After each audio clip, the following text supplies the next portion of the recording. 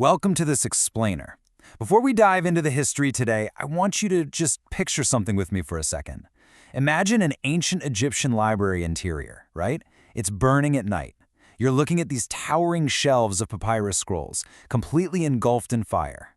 There are golden embers floating upward into the dark sky.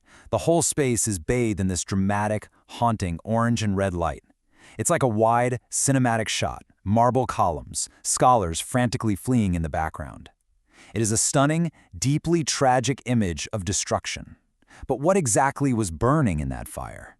Well, we're going to immerse ourselves in the real story of the ancient world's greatest loss. 700,000. That is a massive number, right?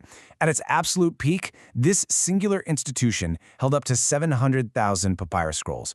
And according to scholars, this collection represented basically the sum total of ancient Western knowledge. I really want you to just pause for a second and think about what that means. Every scientific breakthrough, every philosophical debate, every map of the stars and the earth, housed in one fragile, incredibly vulnerable place. So, let's step back in time for a minute to the Ptolemaic dynasty to see what was actually inside this intellectual beacon. Because, this wasn't just a quiet room of dusty books. The Library of Alexandria was a sprawling, vibrant campus. It had lecture halls, laboratories, gardens, dining commons. It even had a zoo. It was essentially a massive research university. And the scholars who worked there, we're talking absolute giants. Euclid, Archimedes, Aristophanes. The way they built this collection was wonderfully ruthless, too. They employed what were essentially book pirates. Agents of the library were literally tasked with confiscating scrolls from every single ship that docked in the Mediterranean harbor. They would copy the texts, give the copies back to the ships, and keep the originals for the library. It was just this insatiable hunger for knowledge. But, how do you even find anything in a pile of hundreds of thousands of scrolls? It's like a giant puzzle. To manage this staggering volume of information, they essentially invented the modern catalog system, which they called the Pinakes. Created by the poet and scholar Callimachus, these were painted tablets hung above bins of scrolls. They meticulously tracked the author's background, their teachers, a summary of the work, and even authenticated the origins of the roll. They brought order to the totality of human thought. So, how did a civilization capable of such meticulous organization lose the whole shebang? Well, the truth actually dismantles a story most of us probably learned in school. The popular myth we all hear is that Julius Caesar burned the entire library to the ground in a single day in 48 BC during a civil war. But the historical reality, it's vastly different. Caesar's fire was in the harbor, and while it was a total disaster that likely burned thousands of books in a warehouse, the great library itself survived. The idea of a single, fiery cataclysm caused by one villain is just a myth. The real destruction was a protracted, painful decline through bureaucracy, severe underfunding, and neglect. It was slow, mundane, and honestly, that's somehow vastly more tragic.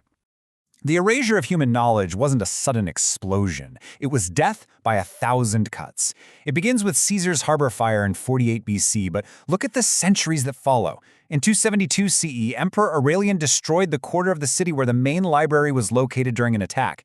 Then, in 391 CE, Emperor Theodosius provoked further destruction during clashes between pagans and Christians. And finally, the Arab conquest in the 7th century. It wasn't one fire, it was hundreds of years of human conflict steadily chipping away at the foundation of learning. Which brings us to the year 415 AD, and a deeply emotional turning point in this story. Actually, this is the part that genuinely keeps me up at night. We absolutely have to talk about Hypatia. She was an astronomer, a brilliant mathematician, and is often considered the last great scholar of Alexandria. Hypatia was this incredible philosopher who navigated a fiercely patriarchal Hellenistic world. She succeeded to the school of Plato and lectured openly, highly respected by everyone. But she fell victim to bitter political jealousy and civil unrest in the city, specifically between Orestes, the governor, and Cyril, the Christian bishop. Hypatia became a scapegoat targeted by a mob. I want to read this quote from the ancient historian Socrates Scholasticus, and we really must let this brutal reality breathe for a moment. They completely stripped her and then murdered her with tiles. After tearing her body in pieces, they took her mangled limbs to a place called Sinataran, and there burnt them. She was dragged from her chariot by a Christian mob and literally murdered with pottery shards. This horrific event is widely seen as the symbolic death of the library, the end of Alexandrian intellectual freedom. The light of the ancient world was being violently extinguished. When the embers finally cooled across these centuries of decline, We have to look at the staggering brilliance that was turned to ash. Consider the minds that worked there. I mean, how far ahead of their time were they? Eratosthenes, who calculated the circumference of the Earth way back in 240 BC. We lost his full works on geography.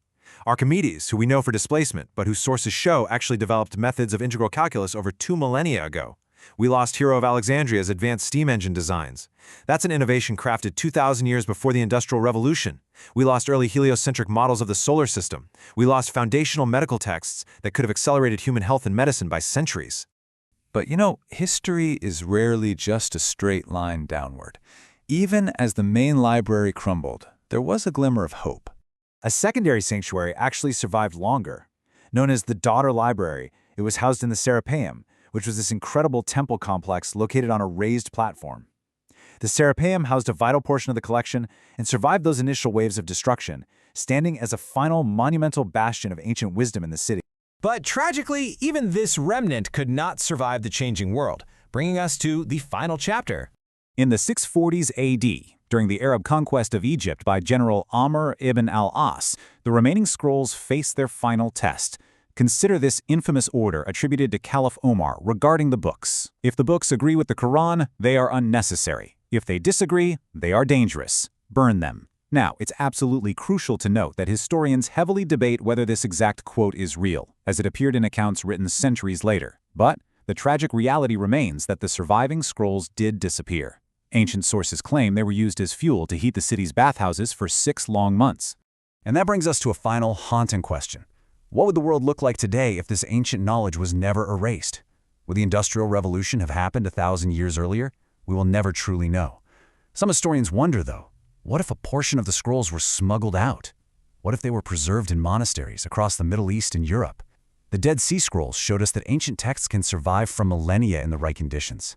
Could some Alexandria scrolls still be out there? It's an open question, but ultimately, this story leaves us with the profound realization that the greatest library ever built was destroyed not by one villain, but by time, neglect, and human fear of knowledge.